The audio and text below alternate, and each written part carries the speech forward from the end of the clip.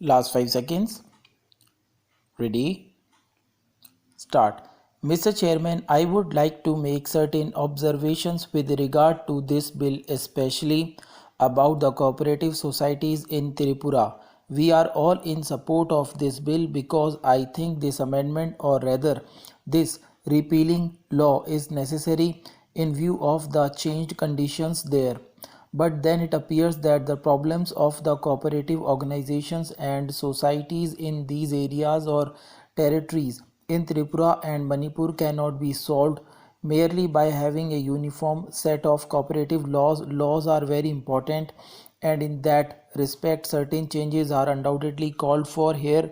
Sir, I would like the government to take note of certain things which are there at the moment in order that they may take steps to improve them. First of all, I should like to point out that in the tribal areas, especially among the tribal people of Tripura, there is great need for expansion and development of cooperative societies. It appears that about 70%, according to my information, of the population are there to be included or brought within the range of cooperative societies. At the moment, cooperative societies are very few and they are not functioning well.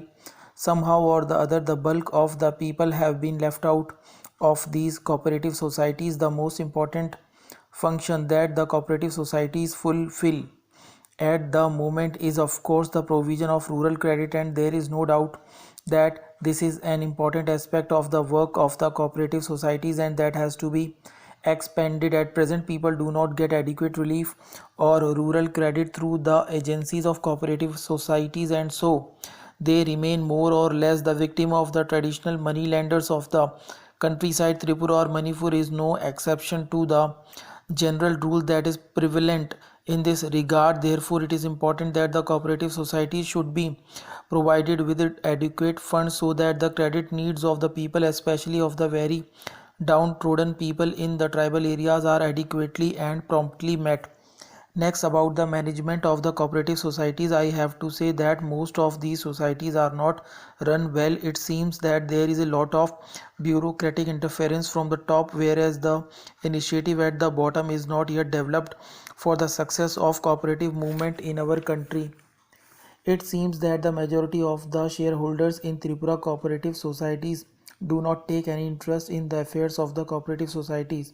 It follows therefore that something is wrong in the management of the cooperative societies, which should explain why even the shareholders or the participants in the cooperative societies do not take part in the management of the affairs of the society. The government should pay attention to this aspect of the matter and see that the cooperative societies are not controlled by a coteries of people, but they are more and more controlled, and in a very good way, by the majority of the shareholders or the participants in the cooperative society.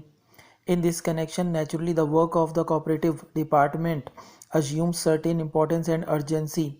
At the moment, it appears in Tripura, especially, that the cooperative department is not so much interested in getting the popular cooperation in drawing the people into activities of cooperative societies as in somehow or other carrying on what they understand to be the more routine job. The result has been that the little that could be done with the existing set up is not being done, and there is considerable discontent among various sections of the people. I have been informed from there that some relief officers themselves occupy positions of chairmanship, vice chairmanship, and secretaryship of all the societies, and the people are left in the background. That is to say, it is more or less taken for granted that these societies should be under the management of these officials, and it will be more for them to lay down the lines and the policies of the cooperative societies.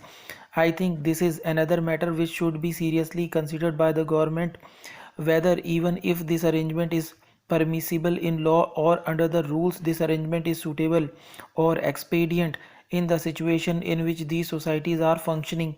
In this connection, I may mention that in some cases the loans are not being properly administered, and it appears that the wrong type of people are given loans, whereas the really needy people are denied what should go to them.